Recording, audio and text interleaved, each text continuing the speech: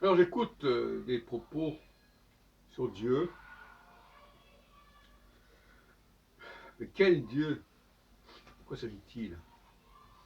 Alors il y a ceux qui s'occupent d'un Dieu universel, d'un Dieu total, d'un Dieu à l'origine de tout, un Dieu incréé.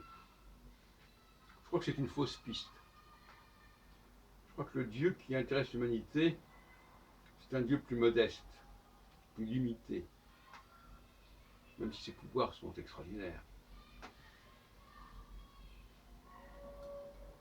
La question qui se pose, c'est dans quelle mesure Dieu s'intéresse-t-il à notre humanité? Parler de l'univers, c'est pas parler de l'humanité, même si l'humanité est en principe englobée dans l'univers. Moi, ce qui m'intéresse, c'est ce que Dieu a fait pour notre humanité. Et en quoi notre humanité n'existerait pas sans ce Dieu, sans le Dieu de l'humanité en question. Ce n'est pas le Dieu de tout ce qui existe, de par l'univers.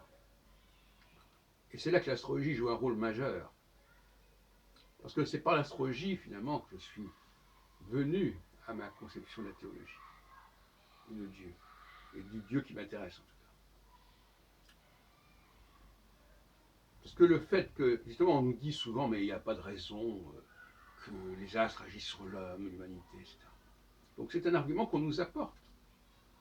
On dit, c'est pas concevable, c'est pas possible. Et justement, c'est ça qui est intéressant.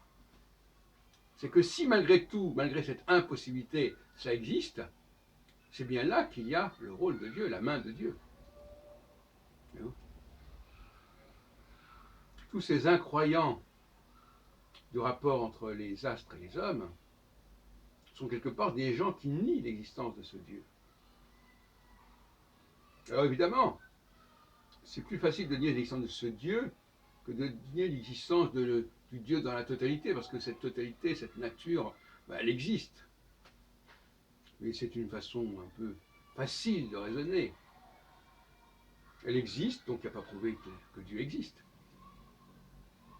Alors paradoxalement, on arrive à des gens qui vous disent que Dieu existe, alors qu'il est évident qu'il existe. Leur Dieu à eux, il existe. Parce que la nature existe.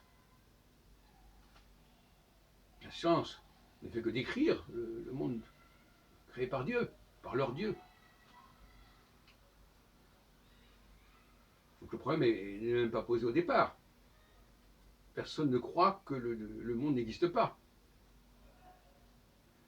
En revanche, beaucoup de gens ne croient pas que l'astrologie existe, ne croient pas qu'il y ait un lien entre les astres et les hommes. Là, le problème se pose. Il faut inverser le rapport de force.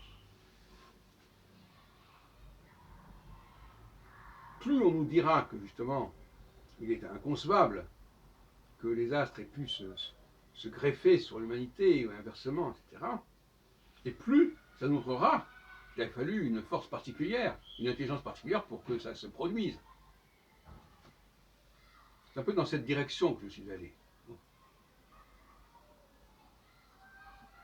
Et donc refuser l'astrologie, c'est refuser en fin de compte de reconnaître l'œuvre de ce Dieu.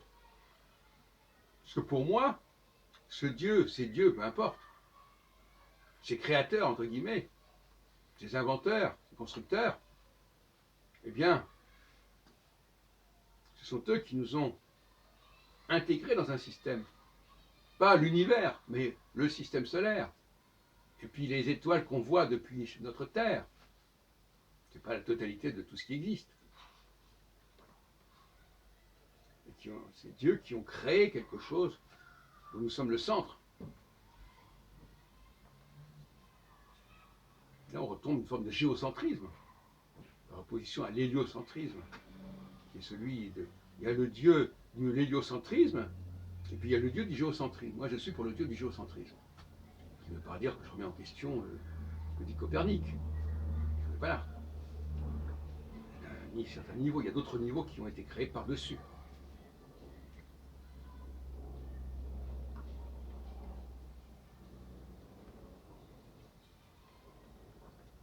Donc le Dieu qui nous intéresse ici, c'est l'auteur de ce monde dans lequel nous sommes et dont nous continuons à nier l'existence. Parce que les gens veulent bien qu'il y ait un Dieu universel, mais ils ne veulent pas reconnaître que ce Dieu universel ait pu créer un lien entre l'homme et les astres. Religieux, ça, comme position. Incroyable. Ils sont en contradiction avec eux-mêmes, en quelque sorte. Ils disent oui, mais dire que y a un lien entre les hommes et les astres, ça n'est pas vrai scientifiquement, donc on est dans la pseudo-science. Qu'est-ce que ça veut dire?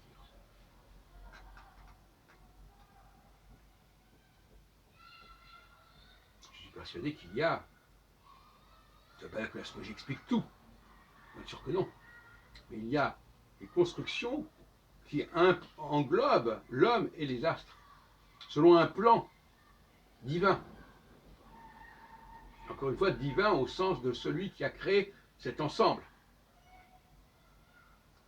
ce binôme, qui n'est pas le Dieu originel, le Dieu universel, le Dieu total. Ça ne nous intéresse pas, celui-là. Il existe certainement, mais ça ne nous intéresse pas. Ça ne nous concerne pas. Ça ne concerne pas notre humanité telle qu'elle est.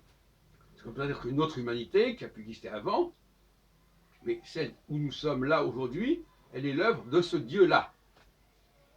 De ce Dieu qui a fait alliance avec Israël, avec le peuple hébreu. Je dis bien qui a fait alliance, c'est-à-dire, comme je l'ai dit dans un café philo il y a quelques jours, cette alliance qui s'est faite entre un certain peuple et un certain Dieu. C'est-à-dire qu'il y avait d'autres dieux, il y avait d'autres peuples en présence. Comme dans un couple, il y avait d'autres femmes, d'autres hommes. Possible, probable.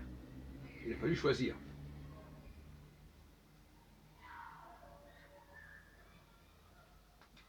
Cette alliance, je terminerai là-dessus, elle n'a jamais été rompue, il n'a jamais été annoncé qu'elle allait être rompue.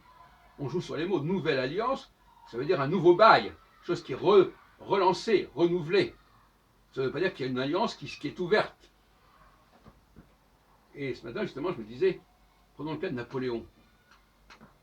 Napoléon, il n'a pas d'abord été, il n'a pas été d'entrée de jeu l'empereur.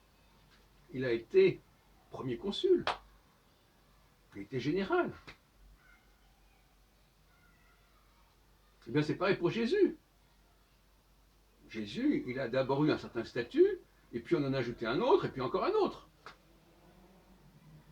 Mais on ne va pas nous dire que tout ça c'était dès le départ prévu, ça devait forcément avoir lieu. Non. C'est une surenchère, c'est une escalade vers des choses de plus en plus élevées.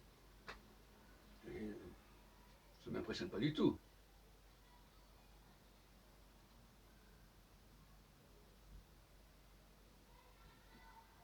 Et comme je le disais dans une autre vidéo, les païens peuvent avoir les dieux qu'ils veulent. Et ils peuvent faire ces dieux avec ce qu'ils veulent, avec les supports qu'ils veulent. Et de cette manière, les païens, comme leur nom l'indique, ce sont les hommes du Dieu universel, du Dieu de la nature. Et ce n'est pas le Dieu des Juifs.